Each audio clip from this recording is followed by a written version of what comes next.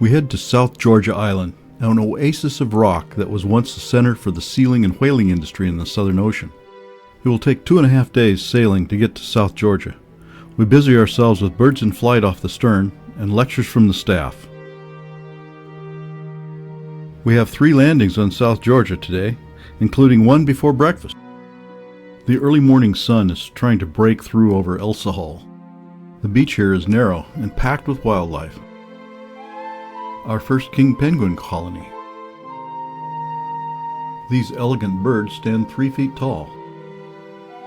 There are also hundreds of fur seals. This male is watching over his harem. There are elephant seals here too. These are tripods used by sealers 100 years ago to render seal oil. There are baby seals everywhere. 1 in 1,000 is blonde. Heading back to the ship, we pass more birds, gray-headed albatross, and some macaroni penguins. While we eat our breakfast, the captain takes the ship to the Bay of Isles.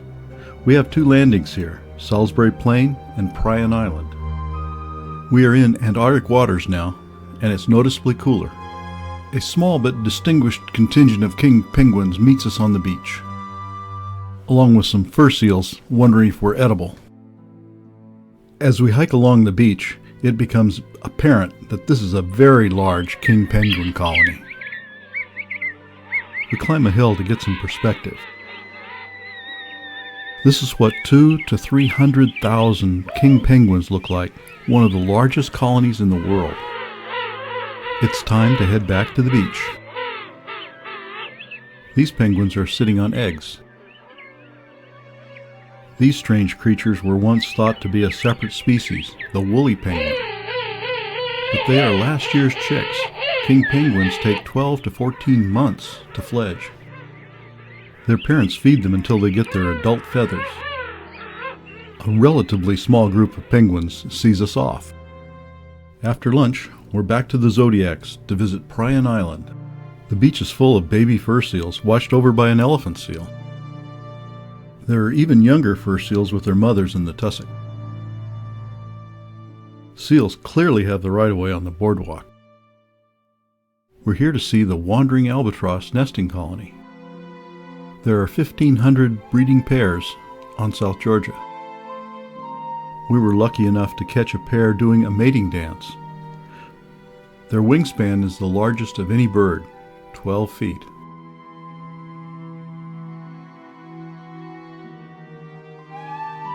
These huge birds are so clumsy on land, yet so elegant in the air. We run the gauntlet of baby fur seals back to the beach. Then it's back to the ship to get cleaned up for dinner. Today we're visiting sites rich in human history. The wake-up call comes early, and we watch sunrise from Stromness Harbor. Stromness was a major whaling station, now abandoned. The people may be gone, but the wildlife is back. We're hiking up the Shackleton Valley. It was here that Ernest Shackleton, Frank Worsley, and Tom Crean descended this waterfall to complete their epic journey.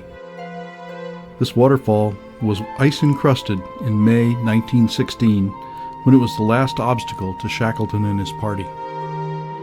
That May morning, Shackleton, dirty, wet, and bone-tired from an 8-month ordeal, looked at this view and heard the Stromness factory whistle blow.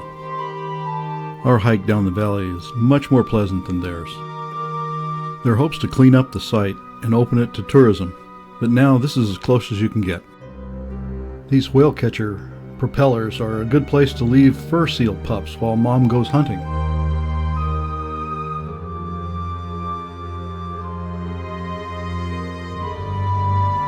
We leave Stromness to the seals and the penguins and head back to the ship for breakfast.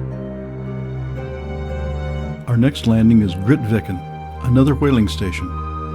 Our first stop is the small cemetery guarded by elephant seals. Sir Ernest Shackleton died and was buried here in 1922. Recently, the ashes of his right-hand man, Frank Wild, were interred appropriately to the right of Shackleton. The whaling station has been cleared of hazardous debris for the tourists, and the wildlife is reclaiming the property. The Petrel was a whale catcher, armed with a harpoon gun. While much of the machinery has been hauled away, enough remains to give a feeling for the magnitude of the enterprise here.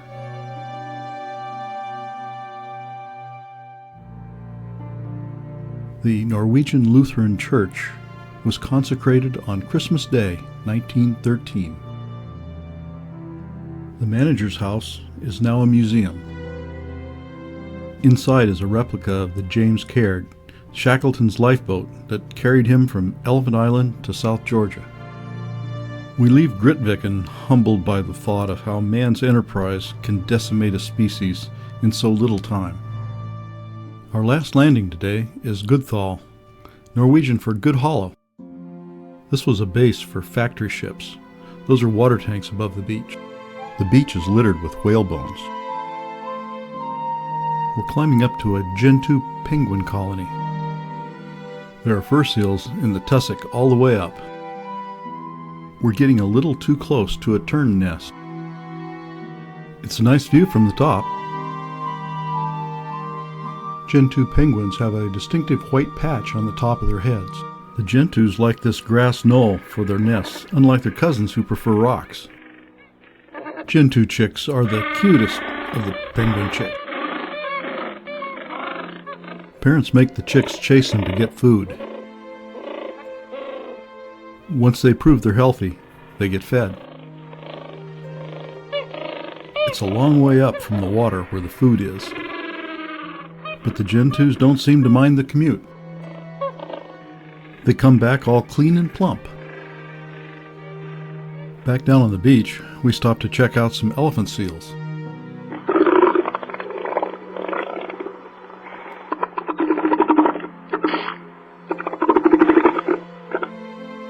These fur seals are a little higher on my cute scale.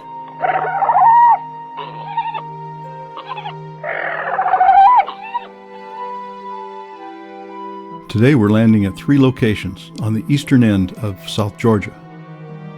The first landing is at St. Andrews Bay for more king penguins. This colony is not as large as the one on Salisbury Plain, but it's still big, over 100,000 penguins. These penguins are sitting on eggs. The Oakham boys congregate near the river to keep cool. Whalers nicknamed the chicks Oakham boys because they reminded them of young boys who pulled old rope apart to make oakum to caulk wooden ships. We had time here to sit and watch the interaction of the birds.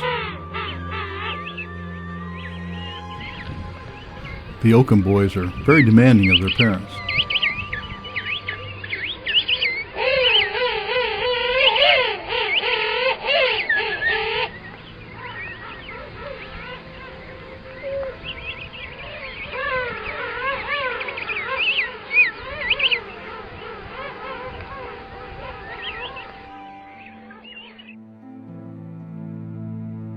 Our next stop is Gold Harbor.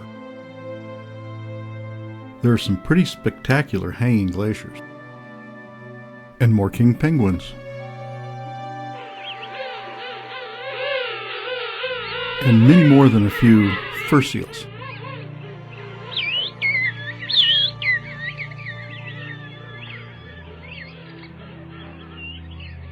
We hear a commotion and go to investigate. Several giant petrels are pulling apart a penguin carcass. The penguins are not happy and peck at one of the petrels. But life goes on in the penguin colony. They are handsome birds. You can see why they are the king, even though they start out a little rough. At the far end of the beach are some bathing beauties. Elephant seals are not cute, but their faces have a certain charm.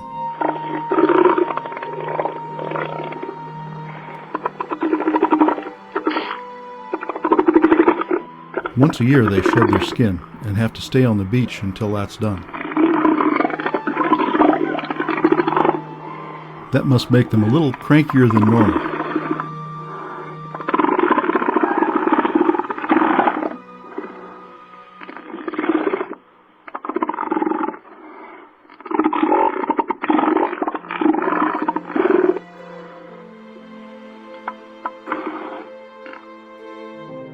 On the way back to the ship, we get a closer look at the hanging glaciers.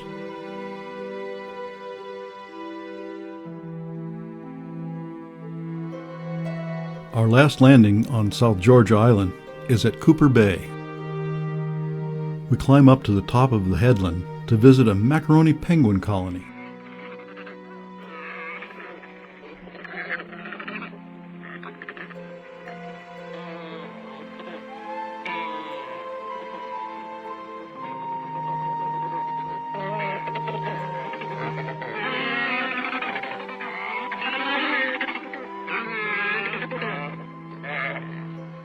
We run into fur seals in the tussock when we head back to the beach. These penguins are headed to the beach too. Back in the Zodiacs, we look at the water side of the colony. A few chinstrap penguins are visiting their cousins.